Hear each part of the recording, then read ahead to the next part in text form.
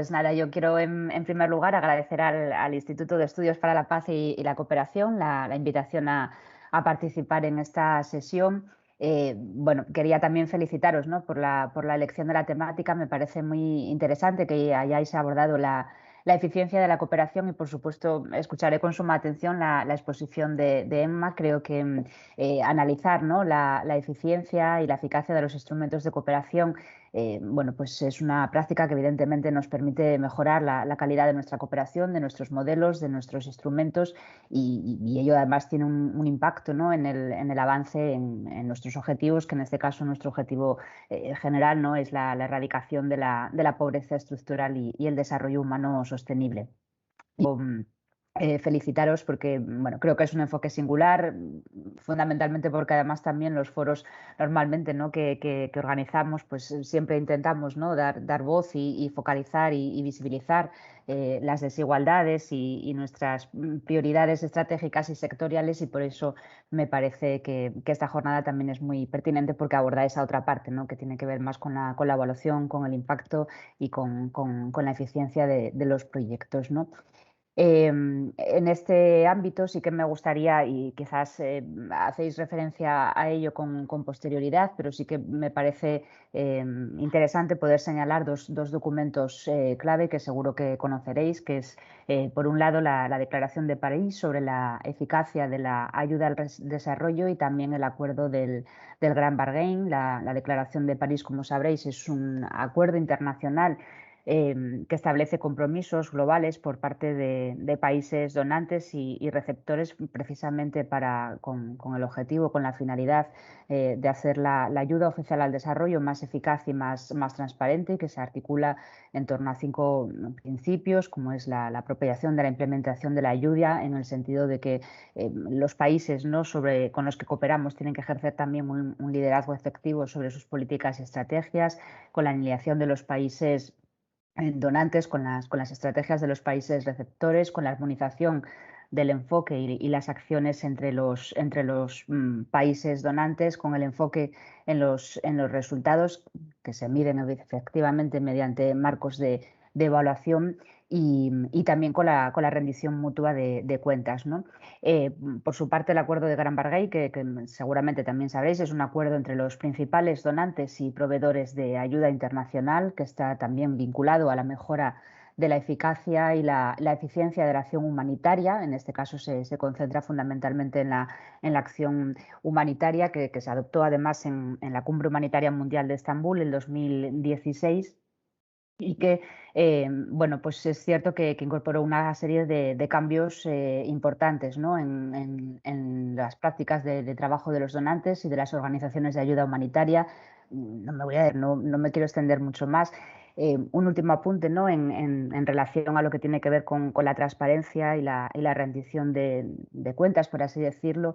Deciros que, bueno, desde la cooperación asturiana, ¿no?, más allá de la propia revisión, de la justificación de los proyectos, que es un procedimiento, quiero señalar, sumamente riguroso. Tenemos también otros instrumentos, ¿no?, que contribuyen a esa voluntad de facilitar información, ¿no?, y mejorar la calidad de nuestros proyectos. Por un lado, la memoria que anualmente elaboramos, que es un documento que se aprueba en el Consejo Asturiano de Cooperación al Desarrollo, que es un documento del que toma conocimiento el Consejo de Gobierno y se remite al Parlamento asturiano, porque así además lo establece nuestra ley de cooperación. Una memoria en la que venimos cada vez incorporando también más indicadores, ¿no?, precisamente para avanzar en la transparencia de la cooperación, incidiendo.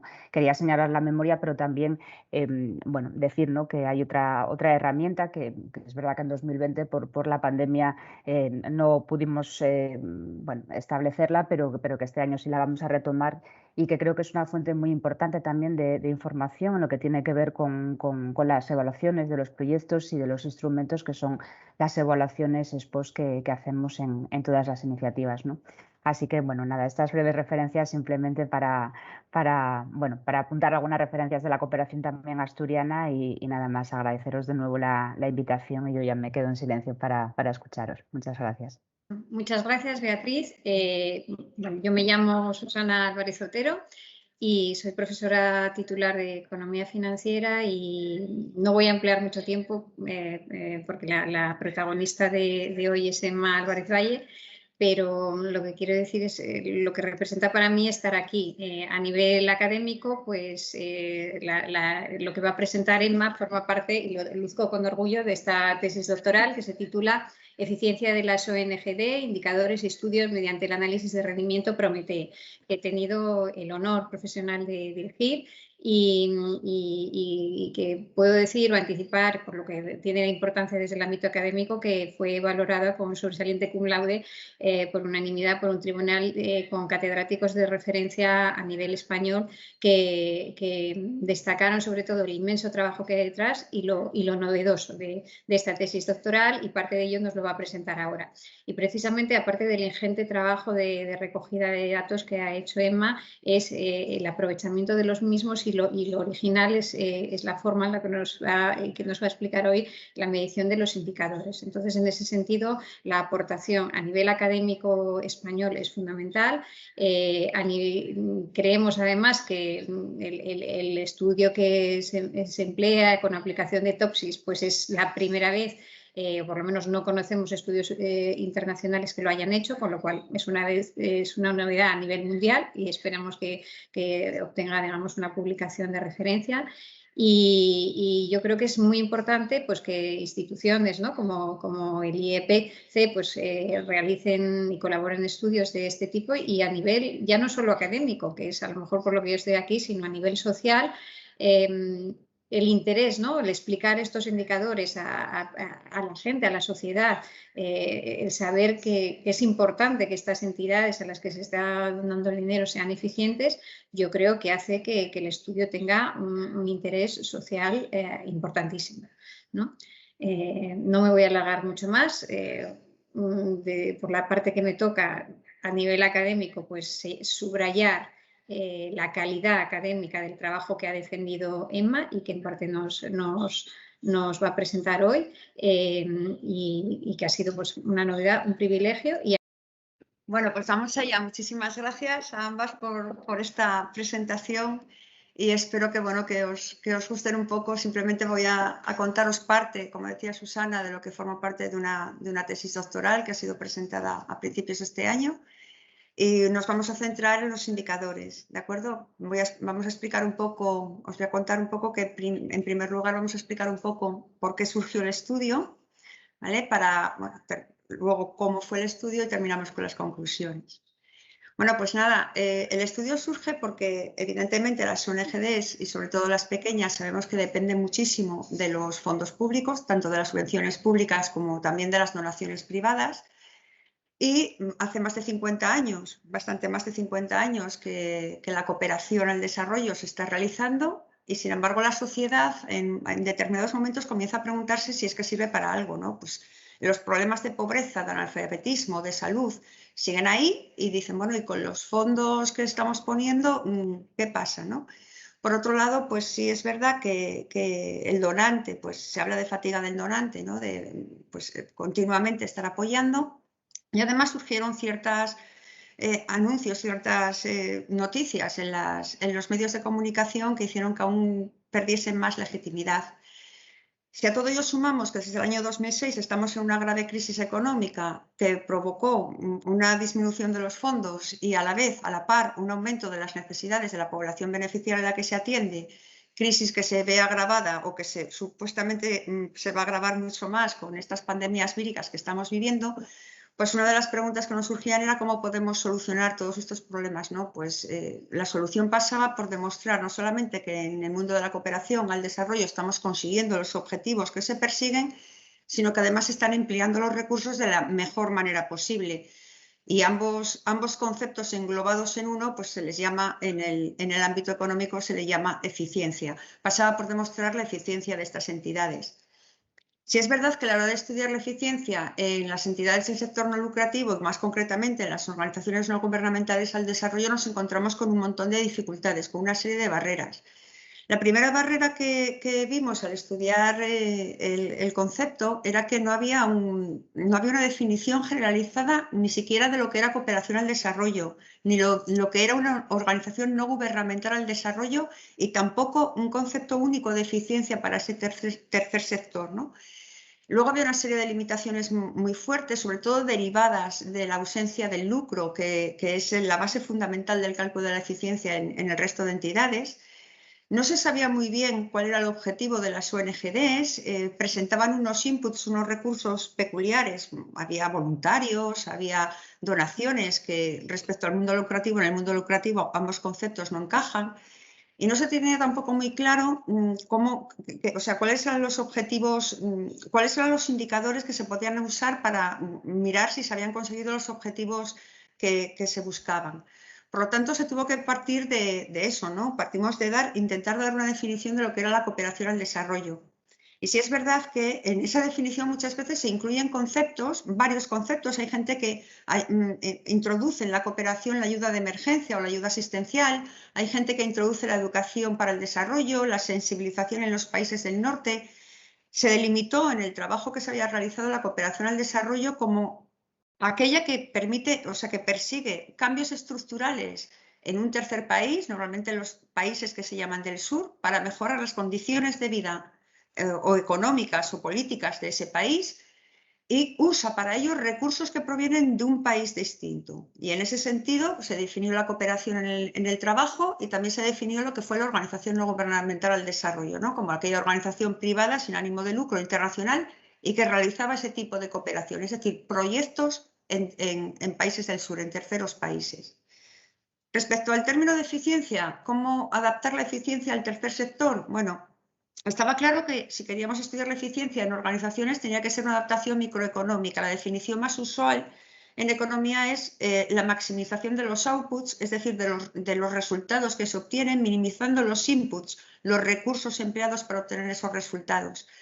Pero sí es verdad que en los estudios muchas veces se mezclaban muchos conceptos. Se llamaba eficiencia, se llamaba productividad, se llamaba rendimiento y a veces se llamaba incluso eficacia. Cuando la eficacia, bueno, tratamos de dejar claro que era la congruencia habida entre los objetivos marcados y los resultados obtenidos. Definida así la eficiencia, veíamos que, bueno, no teníamos con qué medir el objetivo, o sea, los resultados alcanzados, porque no teníamos un lucro, no teníamos un beneficio. Además, las ONGDs tienen una peculiaridad, que es que así como una empresa lucrativa va mal, da en quiebra y el mercado la expulsa automáticamente, una ONG, aunque obtenga pérdidas, puede mantenerse en el sector. Además, los participantes no tenían fines altruistas, es decir, la consecución del objeto social para ellos era un medio para conseguir el fin que es mejorar las condiciones de una población. Lo que es la realización de proyectos es un medio para conseguir eso. Y luego era muy importante la misión en las entidades, ¿no? La consecución de su misión. Este altruismo hace que a las personas de la organización haya que meterlas, implicarlas en la toma de decisiones de la entidad, incluso en la evaluación de los proyectos que se realizan. Reciben donaciones gratuitas para realizar prestaciones que son gratuitas también, con lo cual no teníamos el precio para darle un valor a la actividad que está realizando la ONG. El impacto de sus actividades además son a largo plazo, en el sentido de que tú puedes hacer una actuación hoy de educación en un país, pero no recoges los frutos de ella hasta que no pasan X años, o una actuación en sanidad que pasa lo mismo. Tienen que pasar X tiempo para ver los frutos de la misma. Además, nos encontramos con que, bueno, la evaluación económica financiera dentro de estas entidades suele ser escasa. Los directivos no suelen tener formación económica y consideran que invertir en hacer unas buenas cuentas o en llevar una buena contabilidad o en evaluar lo que se está realizando desde el punto de vista económico-financiero es un derroche de recursos que restan de lo que es lo esencial para ellos, que es hacer los proyectos. Luego, toda ONG realiza actividades materiales, sí, pero también realiza actividades inmateriales de transmisión de valores, de sensibilización, que son muy difíciles de valorar, de medir, ¿no?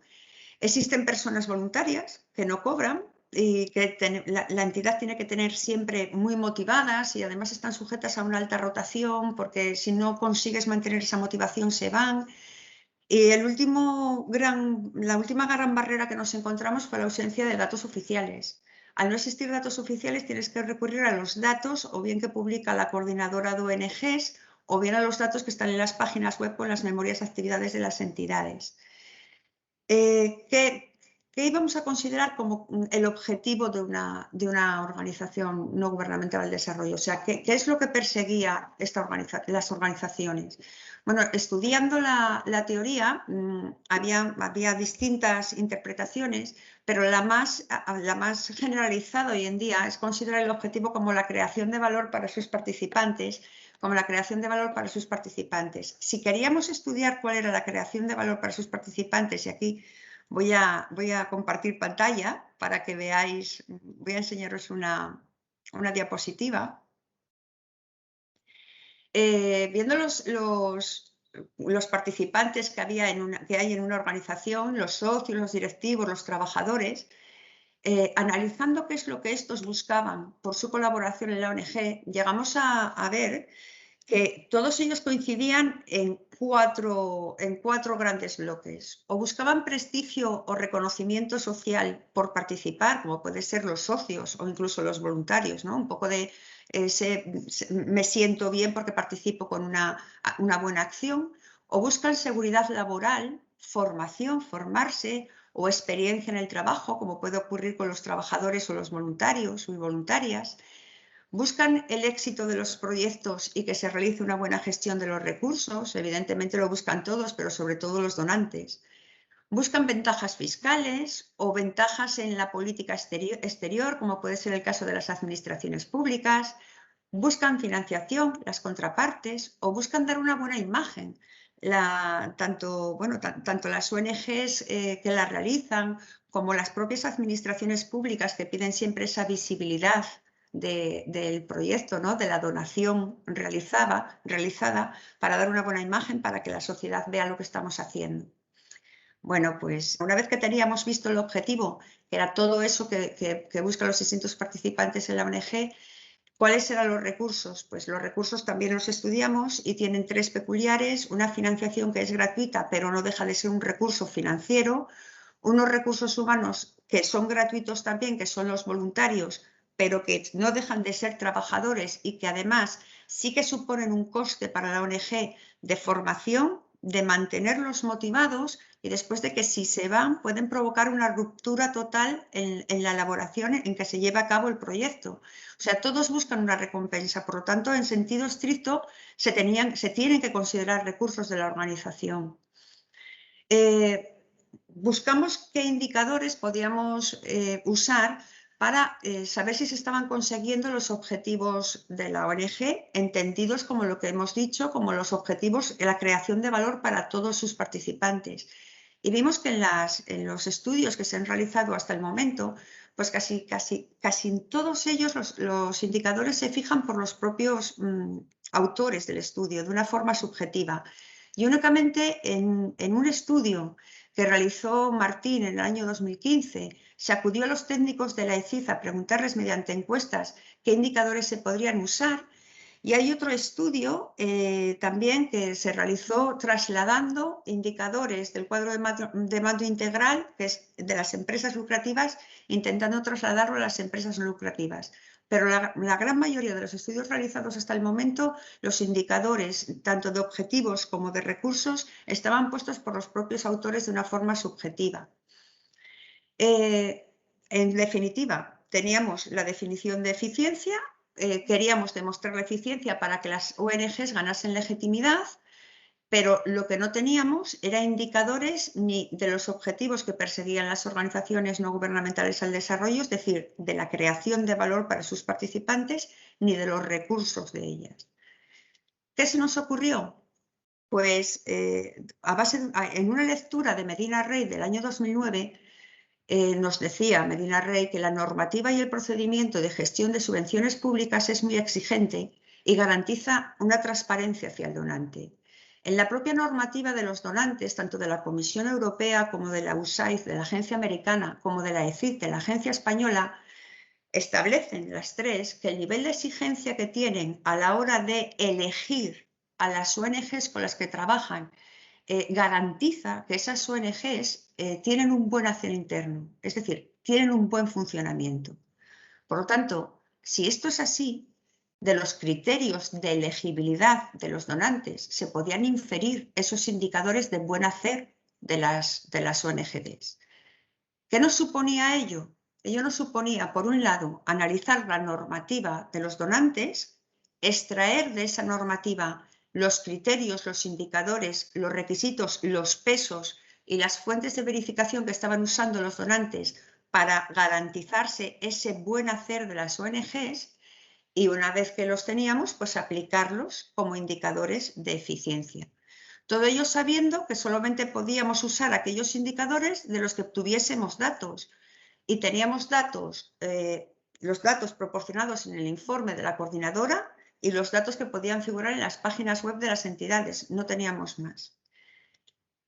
Voy a volver a compartiros pantalla porque quiero enseñaros también cómo se analizó la legislación. Empezamos analizando la ECID, la Agencia Española, y entonces empezamos por su ley fundamental, ¿no? La Ley de Cooperación, la Ley 2398. Analizando esa ley, en el artículo 32, al definir las ONGs, o sea, las organizaciones no gubernamentales al desarrollo, encontramos una serie de indicadores. Muchos de ellos eran formales. Se considera indicador formal aquel que únicamente demuestra la propia existencia de la organización como tal. Pues eso, que sea una entidad de derecho privado, que sea una entidad no lucrativa, que persiga fines de cooperación y que sea una persona jurídica. Eso está en los estatutos y eso no nos indicaba si la organización funciona bien o mal, simplemente que existe. Y en ese artículo encontramos un indicador material, ¿no? Un indicador que sí nos valía. Y era que la ONG tuviese una estructura que garantizase suficientemente el cumplimiento de sus objetivos. Pero aquí nos surgía el interrogante, ¿qué es suficientemente? ¿Y en qué indicadores tenemos que basarnos para que nos garanticen esa estructura? Bueno, quedaba ahí el interrogante y en el artículo 33 nos decía que además tenían que estar inscritas en el registro de la agencia. Registro que está regulado por el Real Decreto 193/2015. Por tanto, se pasó a estudiar ese Real Decreto. Y en su artículo 4 vuelve a decir lo mismo el Real Decreto, que para estar inscrito en el reglamento de la ECID, la ONG tiene que tener una estructura suficiente de medios materiales y personales que garantice la sostenibilidad de sus actividades, es decir, que garantice que la ONG puede seguir adelante. Volvemos a tener el mismo interrogante, sí, pero ¿cuáles son los indicadores? En realidad, en el Real Decreto no los encontramos. Entonces tuvimos que recurrir únicamente a lo que pone en el artículo 7, que es la documentación que las ONGs tienen que presentar al registro para acceder a la inscripción. Y es una declaración responsable del sector en el que opera, el número de proyectos realizados, de las subvenciones públicas recibidas, un certificado que acredita la estructura suficiente y que se basa únicamente en que la ONG aporte su organigrama, el número de socios y de personal que tiene, tanto de contratados como de voluntarios como de cooperantes, un certificado que acredite los fondos privados que recibe y su memoria de actividades. Seguía faltándonos qué indicadores. Sabíamos que miran el organigrama, sabemos que miran el número de personas socias, pero ¿en qué se fijan? ¿En el volumen de cooperantes por proyectos? ¿En un número determinado de proyectos? ¿En unos sectores en los que se opera? No sabíamos el indicador ni cuál es el umbral, porque si se fijan en el número de sectores o en el número de proyectos realizados, ¿con cuántos proyectos entro en el registro? Nos faltaba varios datos para poder hacerlo. Entonces, seguimos mirando la siguiente ley, la orden de bases. En la orden de bases nos encontramos nuevamente con unos requisitos formales, que era que la ONG, hasta el momento de pedir la subvención, una subvención a un proyecto, haya cumplido con todas las obligaciones legales y contractuales anteriores, ¿vale? Si había recibido una subvención, que hubiese cumplido con el contrato de subvención. Y en el artículo 5.2 se establecen unos requisitos específicos para cada tipo de convocatoria, dependiendo del instrumento. Así, a los convenios decían que la ONG tenía que ser calificada, calificación que se regula en una resolución de la agencia. Para el caso de proyectos, repetía los requisitos que habíamos visto en la ley, los mismos, incluido que tuviese una estructura suficiente que garantizase su sostenibilidad, pero sí que mete un criterio, un indicador con un criterio, el criterio de la experiencia con un indicador concreto, 5 proyectos en los últimos 8 años. Teníamos un indicador, el número de proyectos, teníamos en umbral 5 en 8 años. Para el caso de las acciones, pues establecían que tuviese medios y capacidad suficiente, pero no decía en realidad qué eran esos medios y capacidad suficiente, qué indicador, en qué nos basamos, en el número de trabajadores, cuántos trabajadores, no lo sabíamos. Por lo tanto, seguimos avanzando. En la propia orden de bases se establece el baremo que la ECID fija para los distintos instrumentos. Basándonos en el proyecto, que es el que tenemos aquí delante. Dice el baremo que se valora la calidad y la eficacia de la ayuda, un 25%, y valora dentro de ello la apropiación, la alineación, la armonización, la gestión para resultados y la mutua responsabilidad. Bueno, valora la apropiación, es decir, que se haga con la población beneficiaria y que el proyecto sea propio, o sea, que la población beneficiaria lo sienta como propio, la alineación con las políticas del país donde se realice. Valora la complementariedad del proyecto con los objetivos de la cooperación española en un 30%. O sea, el mayor peso se le otorga a que los objetivos de mi proyecto sea uno de los que marca la cooperación española. Valora la calidad en la formulación, su viabilidad y sostenibilidad. Y entonces, en un 25% dice que lo valora con la participación de los beneficiarios, la pertinencia, la coherencia, la calidad de indicadores, las fuentes de verificación, la eficiencia, pero en realidad no se está diciendo qué indicador concreto o sea, qué es la pertinencia, cuántos beneficiarios tienen que participar, qué tipo de beneficiarios.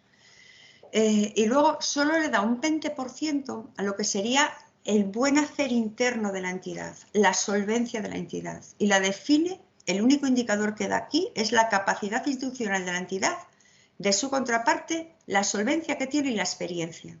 No sabemos si la experiencia la basan, eso, en 8 años, 10 años, en un sector, en 50 sectores, en proyectos o en acciones. No nos quedaba nada claro hasta aquí qué indicadores se podían usar. Fuimos a la convocatoria de cada instrumento y aquí ponemos lo que es la convocatoria de los proyectos de cooperación.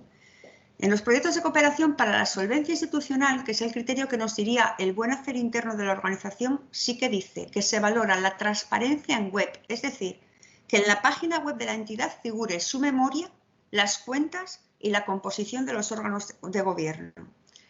Pero luego dice, se valora la capacidad institucional y se basan en el número de personas trabajadoras, en las fuentes de financiación y en la calidad de la justificación previa.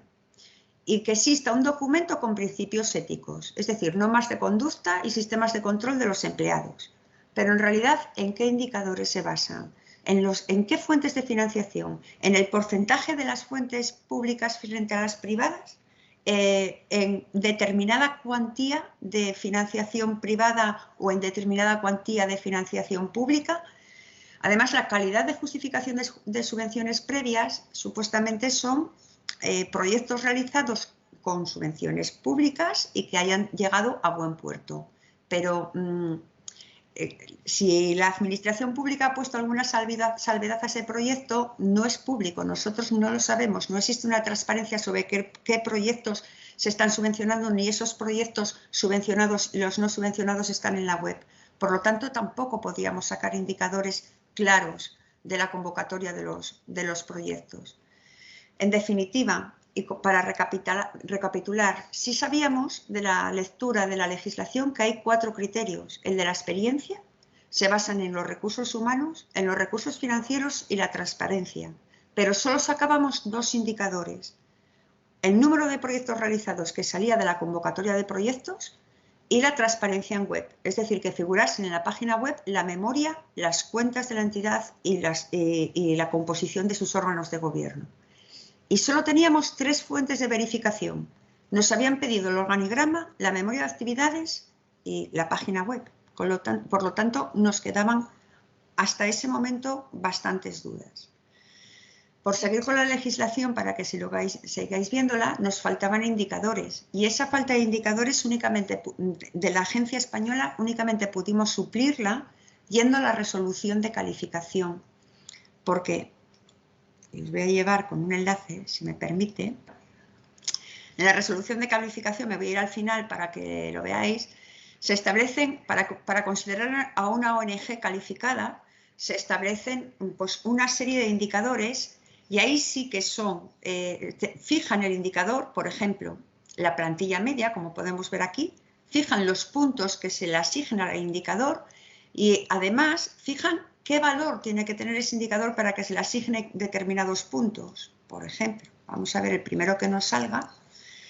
Dice, en los últimos 3 años, bueno, este no es bueno. Vamos a ver si encontramos el de la plantilla media, que no lo tengo. Pero la antigüedad de la dedicación de la ONG a la cooperación. Pues si son más de 25 años da 4 puntos, si está entre 25 y 20 dan 3 puntos. Aquí sí que tenemos unos umbrales claros y definidos, por lo tanto de ahí sí que podíamos sacar los indicadores. Y fue como lo hicimos. Sacamos los indicadores de la ECID, además de los anteriores que habíamos visto, estos, la transparencia y el número de proyectos, de la resolución de la calificación. Pasamos a estudiar la Agencia Europea. Y la Agencia Europea subvenciona a las entidades haciéndolas pasar por 3 fases. Así lo pone en una guía, que es donde recoge y compila toda la legislación europea que hay al respecto, que se llama el PRAG, que es la guía donde se recopila la legislación sobre los contratos y las subvenciones que son las organizaciones. Y además, cada subvención, evidentemente, lleva una resolución que se llama guía de solicitantes. Para poder llegar a una subvención de la Unión Europea, lo primero que hay que hacer es estar inscrito en el PADOR, que es un registro como el de la ECID. Para inscribirnos en PADOS nos solicita la experiencia sectorial y geográfica, el número de proyectos realizados, número de años en cooperación y los fondos públicos gestionados. Solicita una serie de datos financieros, los ingresos de la entidad, los beneficios, los fondos propios, datos de su balance y el informe de auditoría. Solicita los orígenes financieros, todas las fuentes de financiación que tenga la ONG calificadas por su origen. Solicita el número de trabajadores, los recursos humanos y los datos del Consejo de Administración. Una vez que se ha inscrito la ONG en PADOR, que para inscribirse simplemente tiene que aportar todos esos datos, hacen un análisis de una formulación técnica que se llama de síntesis y que os la puse aquí para que veáis que el análisis también es un poco confuso. Porque ¿es pertinente respecto a los objetivos y prioridades de la convocatoria? Hombre, bueno, eso es relativamente fácil. Si la convocatoria es un proyecto de igualdad, pues, o sea, si la convocatoria es para un proyecto de igualdad, será pertinente si es de igualdad. Bueno, ¿es pertinente respecto a las necesidades y obstáculos específicos del país o región destinatario? Lo que quiero decir es que lo que valoran aquí no es tanto el funcionamiento interno de la entidad, sino la formulación técnica del proyecto. Hay que tener en cuenta que la formulación técnica no deja de ser una declaración de intenciones. Es algo que la ONG dice que va a hacer en determinado tiempo y con ello va a conseguir unos resultados. Pero en el momento en que se valora la formulación técnica es una declaración de intenciones, es algo que está escrito, pero no nos decía nada sobre si la ONG está funcionando bien o mal, solo nos decía lo que pensaba hacer en un futuro con un proyecto. Una vez superada la de síntesis, pasa a una formulación completa.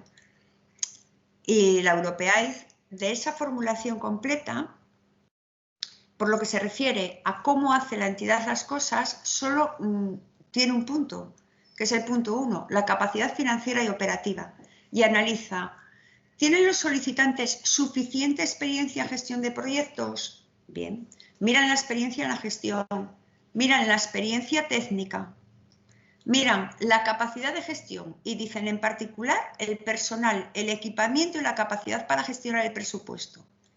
Y miran si dispone de fuentes de financiación estables y suficientes. Pero no nos dice qué mira, qué indicador mira, ni qué umbral tiene ese indicador para considerarlo como superado. Es más, utiliza la palabra suficiente, que no deja de ser una palabra ambigua, por lo que se concluye que en la Unión Europea es el grupo de expertos que están analizando esa formulación quienes deciden de una manera un tanto subjetiva a qué ONG conceden la subvención. Analizada la Unión Europea, pasamos a analizar la agencia americana. La agencia americana recoge toda la normativa relativa al otorgamiento de subvenciones a ONGs extranjeras en su sistema de directivas ADS 300. Lo primero que tienen que hacer las organizaciones es inscribirse en un registro que se llama SAM. Para inscribirse solicitan los datos de la antigüedad, de ingresos, de empleados y se ha cumplido con determinadas leyes, ¿no?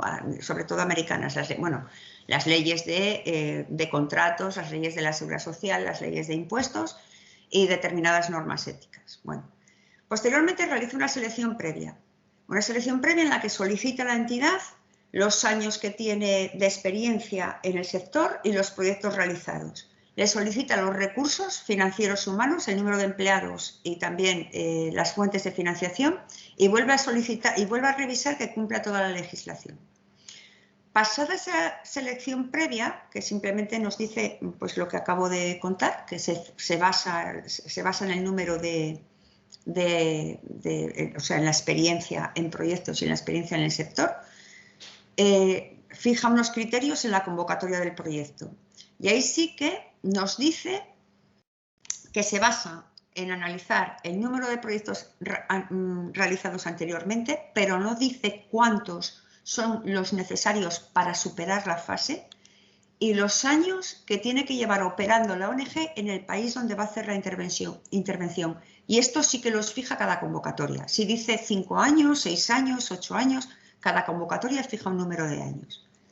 Si cumples los criterios de la convocatoria, la organización pasa a una revisión inicial, donde se le revisa la formulación técnica del proyecto, los recursos de la ONG y los revisan a través de sus informes de auditoría y sus cuentas anuales, y la experiencia que tenga con subvenciones anteriores, es decir, si cumplió o no con los contratos de subvención. Da pesos de esos criterios, pero no da los indicadores concretos en los que se basa para analizarlos. Y una vez que se pasó esa revisión inicial, lo que sí hace la USAID es nombrar a un grupo de expertos que entra dentro de la ONG y mira un montonísimo de criterios a través de lo que se llama una encuesta previa o NUPAS, que también, si Dios quiere, os llevo mediante un enlace a conocer la NUPAS, que está aquí. Entonces pide, por ejemplo, vamos a ir a las económicas para entenderlo mejor. Vale. Confirme que la organización tiene una relación bancaria, una cuenta bancaria en un banco comercial registrado en el país y que tiene políticas, procedimientos y prácticas adecuadas para garantizar la conciliación periódica. Y otorga 1, 2, 3 o 4 puntos el grupo de expertos. Pero lo otorga con términos como son apropiadas o son adecuadas o son suficientes, pero no define qué es lo que tiene que tener esa política o ese procedimiento para considerarlo adecuado, apropiado o suficiente. Es el propio grupo de expertos, nuevamente, quienes consideran dónde está el umbral entre la suficiencia, la adecuación y la apropiación de cada indicador que nos ofrece. Bueno, en definitiva, que tenemos una normativa que está muy diseminada, como pudimos ver, en una ley pone el criterio, en otra ley inferior añade algún indicador, en otra norma aparecen las fuentes de verificación, con lo cual se tuvo que en el estudio relacionar las fuentes con indicadores y con criterios. Existe una cierta opacidad a la hora de explicar los indicadores por parte de las administraciones públicas. Muchos de los indicadores se han tenido que deducir de las fuentes de verificación, es decir, de los datos que solicitaban las administraciones a las ONGs. Las ponderaciones vienen a criterios y no a indicadores, con lo cual si un criterio, por ejemplo, la experiencia, lleva 3 indicadores, el número de años en el sector, el número de proyectos realizados y el número de cooperantes por proyecto que tenga, se tiene la ponderación de los 3 criterios, del criterio general, pero no cuánto peso tiene cada indicador dentro de ese criterio. Y por último, nos faltaban los umbrales, número de años, pero cuántos años para considerar que se habían superado. Por lo tanto, no pudimos más que poner de manifiesto un tanto la opacidad y que la decisión siempre estuviese en manos de técnicos de la agencia o de ese grupo de expertos. Bueno, pues así todo, llegamos a conseguir unos indicadores que muchas veces eso los hemos deducido buscando entre las fuentes de verificación e intentando enlazarlos con los criterios que solicitaban. Y llegamos a tener 4 criterios que son en los que se basan los donantes para mirar el buen hacer de las ONGs, que son el de la experiencia, el de recursos humanos, el de recursos financieros y la transparencia. El criterio de la experiencia lo tenían con 4 indicadores fundamentales: el número de proyectos, la antigüedad, los fondos que se habían gestionado y el número de países en los que operaban. Los recursos humanos lo miraban por el número de empleados, fundamentalmente en término medio, por la plantilla media, el número de voluntarios, el número de cooperantes y la tasa de temporalidad. Tenemos que remarcar aquí que la tasa de temporalidad para la agencia española la define de una forma distinta a como se define en el Ministerio de Trabajo, por ejemplo. La agencia española, la ECID, define la tasa de temporalidad como los trabajadores fijos respecto al total. El Ministerio de Trabajo la define como los trabajadores temporales respecto al total, pero bueno, seguimos con la nomenclatura de la ECID y la dejamos como tasa de temporalidad. También analizan los recursos financieros, sobre todo cuántos socios y cuántos donantes tiene la entidad, tanto públicos como privados, los fondos privados recibidos, las donaciones públicas recibidas, el porcentaje de financiación pública respecto a la privada, siendo este el único indicador que para las administraciones públicas es a minimizar. Cuanto menos, evidentemente, cuanto menos dinero público necesite o subvención necesite para llevar a cabo el proyecto, pues más valorada será la ONG. El resto son todos a maximizar, incluido el número de trabajadores que tenga, el número de cooperantes. Miren la ratio de solvencia. La ratio de solvencia nos indica con el líquido, con la tesorería, con el disponible, con los recursos disponibles que va a tener la ONG a corto plazo, a menos de un año, cuántas deudas puede pagarnos. O sea, nos indica un poco la liquidez, la distancia y la suspensión de pagos. Si la ONG puede hacer frente a las deudas con el dinero que va a recibir. También miran la evolución de los fondos propios. Y dentro del criterio de transparencia, pues lo que miran es eso, si está en la página web los datos de los órganos de gobierno, si están en la página web los estatutos, el organigrama o la planificación estratégica y la memoria anual de actividades y las cuentas anuales, así como el informe de auditoría. Pues teníamos los indicadores. Y una vez que teníamos los indicadores, pues evidentemente fuimos a estudiarlos, ¿no? Fuimos a tratar de validarlos, a saber si esos indicadores que habíamos extraído enlazando las fuentes de verificación con los criterios de los donantes eran suficientes, eran los que verdaderamente empleaban las administraciones públicas para conceder las subvenciones. Y para ello utilizamos los datos de las 76 organizaciones que forman parte de la coordinadora estatal. Tanto los datos que nos daba la coordinadora como los que figuran en las páginas web de las entidades. Hicimos un TOPSIS. Un TOPSIS es un análisis multivariante en el que nos permite, por distancia a una ONG ideal que cumpliese todos los indicadores al 100% y a una ONG antiideal que fuese la peor calificada en todos los indicadores, saber posicionar al resto de organizaciones. Y comparamos el ranking de la mejor a la peor según ese orden TOPSIS con el ranking de las organizaciones que más dinero público recibían en subvenciones según figura en la base de datos nacional de subvenciones. Y los resultados obtenidos no nos permitieron afirmar que el orden TOPSIS, es decir, el orden de las que mejor hacer presentaban conforme a los indicadores de los donantes, fuesen las que más subvenciones estaban recibiendo. ¿Por qué podía pasar? ¿Por qué teníamos esas diferencias? Pues quizás porque nosotros no habíamos tenido en cuenta la formulación técnica por considerarla a futuro y no como el presente, el buen hacer presente de la organización, o quizás porque hubiese otros indicadores que no habíamos podido deducir de la normativa, o que al basarse en evaluación de expertos, pues esa evaluación fuese un poco imprecisa y había cosas, indicadores o otras causas que se nos escapaban, o que se le daba, y es verdad que se le da excesivo peso a la experiencia. De los 4 criterios que manejamos, el que más peso tiene es la experiencia. Así todo, con esos indicadores, pues fuimos a analizar la eficiencia. Los clasificamos en indicadores de objetivos e indicadores de recursos. Los indicadores de objetivos claramente eran los de la experiencia. Cuanto más experiencia tenga una entidad, pues más formación, o sea, más seguridad dará a las personas, a las administraciones públicas, más probabilidad de tener éxito en los proyectos, mejor gestionará de sus recursos. Era un indicador de output, de resultados. También la transparencia. Una organización que sea transparente, pues es una organización que da una buena imagen, que aporta más seguridad también a todo el mundo, que comunica lo que está realizando.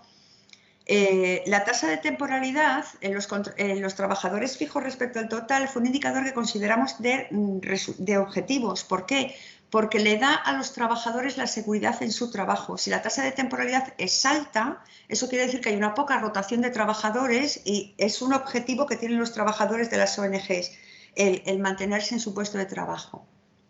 Y como indicadores de input de la eficiencia por parte de los recursos empleados, teníamos los recursos humanos, tanto todo lo que era la plantilla como los voluntarios, como los cooperantes por proyecto, y los recursos financieros, ¿no? En las donaciones recibidas de los socios, de los donantes, los fondos en general. Sí teníamos esos indicadores y los aplicamos a un estudio de eficiencia que hicimos con un performance analysis de Prometee, tal y como se había visto en unos autores, con Ishizaka, Reste y Marechal, que lo hicieron en el 2017, de una forma novedosa, lo aplicaron al análisis de las universidades en el Reino Unido. Y conseguimos, voy a compartiros pantalla para enseñaros también cómo queda, porque lo bueno de este estudio de eficiencia es que permite colocar a las organizaciones en un eje de coordenadas y clasificarlas en eficientes, eficaces, ineficientes o frugales. Eficientes son aquellas que están consiguiendo resultados empleando el mínimo, o sea, empleando sus recursos los menores posibles, ¿vale? Están maximizando los resultados y minimizando los recursos empleados. Son eficaces las que consiguen resultados pero derrochan recursos. Son frugales las que no consiguen resultados pero no derrochan, y son ineficientes las que no consiguen resultados y sí derrochan. Y conseguimos colocar a las entidades ahí, lo que visualmente nos daba qué entidades estaban mejor posicionadas y qué distancia había de cualquier entidad, por ejemplo una nuestra, a la mejor posicionada. Y también le permite saber en qué tiene que actuar. Por ejemplo, si es mejor que vaya por resultados o si es mejor que vaya por recursos, ¿no? A reducir recursos. Eso le permite a los directivos, esta visión, tomar decisiones mucho más acertadas. Bueno, voy a seguir enseñándoos lo que tenía en la presentación, que es que comparando las eficientes que nos habían salido con las más subvencionadas, también existían diferencias significativas. No las más eficientes eran las más subvencionadas. Volvíamos a decir, ¿será que tiene tanto peso la formulación técnica? Muchísimo más que lo que esté haciendo el buen hacer de la entidad, o hay algunos motivos ocultos que se nos escapan. Pero comparamos las más eficientes según nuestro estudio con las mejor valoradas según los donantes. Tenemos que recordar que sí es verdad que los indicadores evidentemente son los mismos porque los sacamos de los donantes, pero no es el mismo estudio. Las mejor valoradas las hicimos en un TOPSIS conforme a la normativa de los donantes, es decir, todos los indicadores a maximizar, salvo el porcentaje de financiación pública sobre el total de financiación. La eficiencia no. En la eficiencia se han maximizado los indicadores de output y minimizado los de input. Luego el estudio es distinto. Y nos da que las 15 más eficientes, o sea, las 15 más eficientes están entre las 17 mejor valoradas por los donantes. Es decir, los indicadores que se extraen de los donantes sí que coinciden con las ONGs que mejor hacer tienen. Por tanto, tenemos lo siguiente.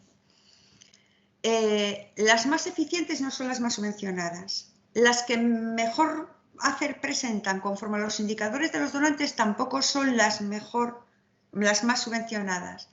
Pero sí que las más eficientes coinciden con las que mejor hacer tienen según los indicadores de los donantes.